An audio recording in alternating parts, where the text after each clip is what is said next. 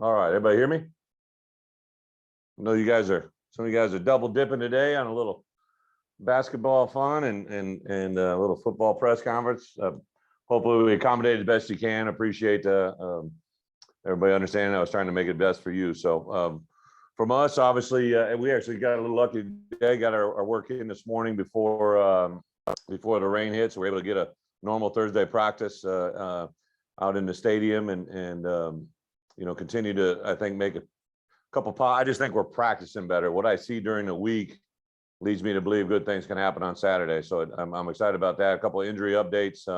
Don't have anything finalized on both Spoon or Jake, but I think moving in the right direction. There's a doctor's appointment today, later today. They give the final clearance. Last week we thought we were going to be all right, but they got pulled back. Obviously, their decisions. The doctor's got to have those moments, right? But we'll see exactly where we are tonight. Hopefully, have that information going in tomorrow for our walkthroughs and the things we got tomorrow. But otherwise, other than those two, everybody's been back at it. Shouldn't have anybody restricted in any capacity going into the weekend from last weekend. So don't know who we're going to exactly face, on offense. I know they've got a couple of guys that are, whether they're questionable or in or out, but I think the part that we know about playing against their offense, Wisconsin's offense, is what it is. Paul does a great job of scheming up with his staff offensively. They give you some new wrinkles every week. We got to be ready for a very talented group, run the football, take great shots down the field, have some very talented receivers defensively. I think they obviously are number one against the rush for a reason. They're very good, but on the edge too, defensively at the corner position, the safety position, very talented, very tough to move the football in any capacity. So we got our work cut out for us. Special teams are going to be huge in the field position game, and excited, obviously bigger picture wise, to be a homecoming game. I've been impressed every game with our student section. Our student section, again, sold out, has led the way in so many different ways. They've got all of their seats sold for Saturday. Can't be more excited when our youth in the stadium, when the students are in that capacity. It's just a great indication of where we're headed. So a lot of positives leading into the game, and see where we can go Saturday. With that, open it up for some questions.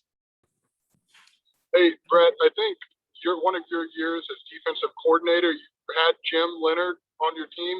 I guess, did you get a chance? Did you think like, hey, this guy might be a coach one day, or he's obviously pretty well regarded. What makes him so good at what he does? Yeah, 100%. I remember one of my first meetings with Coach Alvarez when he was beginning to talk to me about the defensive coordinator position. We were talking about personnel, and he said, hey, if you get 18, which is Jimmy's number, he said, if you get him, you got everybody. So literally my first day in the building, the first guy I called and got an appointment set up to come to my office with Jimmy Leonard. And I went through our base defense and showed him a play that would be a play that featured him in a blitz. And then I also showed him a base call that would stress him, right? So I showed him, which I always believe defensively, you show them a call that they know they're going to be a featured guy. They get an opportunity to make a play, but on the same side, show them a play that they're going to have to play better than everybody else, because we'll want to do something that creates stress for them. And I could literally see him processing it very quickly. I remember going our last game of the year. We had done very well during the course of the season. If we won our last game of the year at Iowa, we could have captured another Big Ten title. And I believe he picked off the first two passes, or two of the first three in that game, with some in-game adjustment. He just saw things quicker than normal people. And absolutely, I knew he'd be a great coach down the road. But I think people think he's just this, undersized safety that played because he's really smart. Jimmy's an incredible athlete, sees the game, understands it. There's so many things that made him a great player, which is all the reason to make him a great coach. And then if I could get one more, just to be clear, you said everybody, does that include Seth Coleman? You expect him to be okay on Saturday? No, Seth will be. Seth is a guy that hasn't practiced with us yet this week. He's been trending in direction. I apologize. Yeah, Seth is one that I don't believe he'll be there at game time, but there is a chance he might be there, but he hasn't practiced with us yet this week. All right, thank you, Bret. Yep. Hey, Coach, I had a question as far as I know Sydney talked to me last week about how basically Chase took his job as kids as running back. He was supposed to be the running back, and then he got hurt, and then Chase took his job and it never left. So I know you've done a lot with, position changes and things like that. Are you glad that they made that position change ahead of time, way back when? I could totally see that. Sid, I think, really sees the ball very well, sees the field. A lot of the same core concepts you have at a safety position really do make a good running back, and vice versa. I think back in the old school way, they used to have your safety play running back. You used to have your linebacker play fullback. You used to have your DN play tight end. I could totally see why both of those guys could play either position. Both very talented, but I do like where both of them are at right now. I don't think there'll be any position changes in the near future with them. I read a stat that said Chase Brown had the most single game rushing yards for any running back you've ever coached. So how would you stack him up against some of the other guys you've coached? How does he compare? What kind of back would you say he is specifically?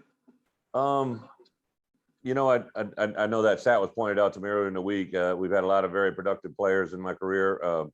I think Chase definitely has some traits that are very similar to some guys I've had in the past, but he's also kind of his own unique skill set. I mean, there's a reason he is named Chase Brown, right? He's his own individual soul. He's got really good, I think always running backs have to fit into three categories, right? They have to have speed, they have to have power, and they have to have vision. And he's really been blessed with all three of those. And then I think that big play that went the distance on Saturday, you realize he does have home run speed. A lot of guys don't have that trait. So he carries his own unique set. But the sad thing is, right, we actually had a penalty that negated about 25 yards of his rushing total, that if that hadn't happened or had not been called, he probably would have had some astronomical numbers. So the good thing about Chase, he's probably actually been more grounded in his preparation this week than ever before. So I think as he gets accolades, his mama did a great job, and she raised an incredible group of kids that are hungrier now that they've had success to be even better in the future. And then my other one is about kind of what you're going up against on Saturday. What are the challenges that come with facing a formation? Sometimes it's kind of an I formation. They come up with a type of a system or a type of offense that maybe is not as common in college football today, but used to be pretty common in the past. Yeah, I think every week, for us, right, UTSA had a new set of formations. Virginia had a new set of formations. Purdue had a new set of formations. Wisconsin's got a new set of formations. They just align more in a traditional old school look that they cater to, they recruit to, they play to.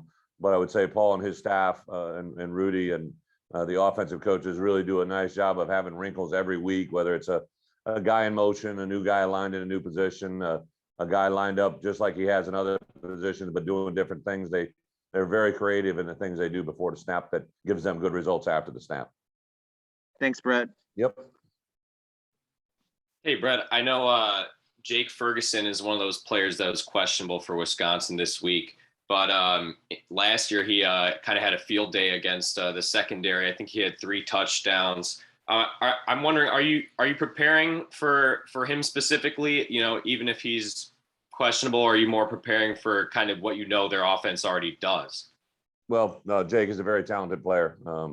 I actually had him in youth camp. I've known him since he's a child. Like, he's a very, very tough, very gifted, very intelligent. They use him in ways that are multiple. They use him in the run game and the throw game. If he's in there, it is what it is. I think they kind of have a system they believe in, but they've been, obviously very blessed to have good tight ends and some guys that have done some special things. You obviously want to play people at their strengths and at their best. And, if Jake's in there, that's an indication of that. But whoever shows up, they're going to kind of do what they do. And we have to be able to defend whatever is in there. And then just in terms of, continuing this progression and momentum for you guys, I know there's a lot of storylines with Wisconsin being your former team, but just as far as, moving up in the Big Ten, what does this week mean for you guys, and how big of an opportunity is this this game? Gavin, I appreciate the question. And so one of the first team meetings I ever had with this football team, I put up a diagram and showed them that, in the last 5 years, the Big Ten West had been won by basically Wisconsin and Northwestern five years. And I put that up there because if we wanted to get to where we want to be, if we want to sustain success and be in the competition of a Big Ten West title and get to play in a championship game and hopefully eventually be in a position to talk about college football playoffs, this is a team that has done it year in and year out. And I kind of brought that to their point several times during the spring, showed the same graphic again in the fall, showed it before the fall camp started. And I never said this to them until this week. And I brought it to their attention. And I knew that these questions were going to come this week, right? I knew because of my past, I was going to get the, hey, Bret question, my relationship to coaches and players. I made it very clear to my players on Sunday night, Tuesday night, Wednesday, and again today, the reason I showed that information, the reason I talked about Wisconsin is because that's a part of my past that everybody's going to draw to, but this game is about our future, right? This game has nothing to do about Bret Bielema's past. This game has everything to do about the Illinois future, right? The future of what we're trying to do here and build. And that has been a point of emphasis to my players. And hopefully it's going to be something they resonate with on Saturday. Thanks. Yep. Hey, Bret, you were able to convince Owen Carter to come back in part because of your development previously at that position. How has Owen developed this season? Because it seems like he is kind of taken a leap here in the last couple of weeks. Yeah, Jeremy, he's again, I obviously didn't know OC before I got here. Started calling him right away when I got the job. He was in the transfer portal and just kind of got to know each other a little bit. We had some mutual acquaintances that knew one another. It was all via phone, maybe a couple, we might have had a FaceTime in there or a Zoom, but mainly phone conversations repeatedly several times in a week. And one thing I said to him, I said, hey, I want to help you, right? Like not just as your head coach, but I've coached outside backers. I know this, I know what you want to do. And so we literally would, talk, meet, discuss. I was very poignant to him about things I saw from his game that needed to improve. He had an idea of what he was and who he was, but I told him just keep being the best you. Let's work on you being the best you. Don't try to be somebody you're not. Let's try to be Owen Carter, the best Owen Carter you can be. And I think over the last 3 to 4 weeks, that's really matured. And I hopefully even this week can continue to see growth and development in his play and hopefully get him to go to a higher level. You guys have used him, on the D line as a stand-up edge rusher. Like, what does he give you right now? And what do you think he can show the NFL? Like, what do you think he's shown them so far? Jeremy, one of the great things you can bring to an NFL ball club or to a franchise or to an organization is the ability to play multiple roles. And it's exactly what I thought I saw when I first was around OC on film. Then I was with him during the winter, and I could see he brings multiple value. He can be a 4-3 defensive end. He can be a 3-4 outside linebacker. He can be a 4-3 interior pass rusher. He could be a guy that's involved in special teams for big core athletes. So he would walk into an organization to bring multiple positions of value, which is really intriguing for NFL teams. Thanks, Bret. Yep. Coach, I got a couple questions still about the Charlotte game. One, I'm going to read into what you just said in the Chase Brown answer. That final penalty that took those yards off, that blindside block penalty, and this was where Daniel Barker was like running side by side with a guy. I know you can't speak to the officiating, but I'm just curious your thoughts on the emphasis of calling that play. Seems to be everywhere in college football now. Seems to be confusing of what's a blindside block and what's not. How do you teach that? Yeah, Robert, great question. That's got to be a huge teaching moment for us. Obviously, DJ didn't do it on purpose and out of spite. He was just trying to gain extra yards for his buddy, right? And the big thing that we have to avoid is he was ahead of the ball coming back towards a defender, and he lowered his shoulder, and that defender didn't see him, which created the blindside block. So it's a great teaching moment.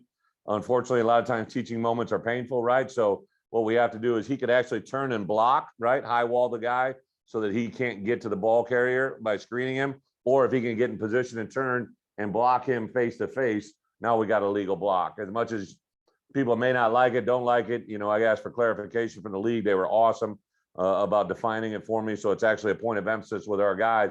As we get better, we're going to have more long runs offensively, and it's going to set up, to your point, Robert, it's going to set up that exact scenario multiple times now as we move forward, and we got to know how to handle that moment. And it sounds silly, right? But we haven't had a lot of long runs for that to pop up into. So it's it's a positive, negative, positive, but that's where we're headed. And my other question is about the possessions in the game. So there were 17 possessions in the Charlotte game. That's second lowest in all of college football this year. One game was 16, none others was 17, and several with 18. So, is that a blueprint? Is that a keep the ball and the other offense can't get it? Is that an emphasis, or is that just kind of happenstance of how the game went about? So to start the game, we started with a 16 play drive, right? Like that's just not a very common thing in today's world. I think there was a huge emphasis. I talked to our coaches during the course of the week to get points on the board in the first quarter, and they, obviously executed that drive. Would have loved for it to end with a touchdown rather than a field goal, but we did advance it for 16 plays. And then the last drive of the game, or the last drive of the game in the fourth quarter, was a 13-play drive that killed the clock, right? They never got the ball back. And I think for us, that's two very, very key elements to our program. We're going to go tempo. We're not going to, huddle at times. We're going to spread the ball around and do some things. But I think at times when you got to establish who you are and what you want to be, that's kind of where we'd be as a byproduct of that. I would say, the first drive that went 16 plays, there were 4 third-down conversions. One of them BP with his legs, and then 2 of them with his feet. Or with his arm. So there's a lot of positives, but I think that is hopefully a little bit of an indicator on our recipe to how to win games. Can I ask you a question, Robert? That is a great backdrop you have there. You look like you're in a smoking room somewhere in Indy. I'm at Big Ten Media Days, so I'm in the back corner. Kofi was just in front of me here, so I was going to drag him over here and say, "Hey, Kofi, ask Coach your question," but he's gone now, so good deal. We can't do the crossover. Anybody else good? Thanks, Bret. One quick one. I saw your daughters were painting pumpkins for homecoming. So how did they enjoy the homecoming festivities, their first one at Illinois? Well, Cassie Arner had talked to me about that event where they dyed the water fountain orange, and Josh had spoke to me about it. Josh, obviously with his history here, is tied into the homecoming festivities. And when they asked me to come, I said, absolutely. And I asked my wife, I go, do you want to bring the girls? And so we went. It took my oldest about 2.2 seconds to realize there was a pumpkin painting competition over there in the far corner. So she quickly found her way over there, and we decorated 2 pumpkins, had a quick hello, and then the rain jumped in and dampened the spirits. But it was a great week a great way to start homecoming weekend. And they got full advantage of that. Thanks, Coach. I was a little jealous. I won't lie. All good.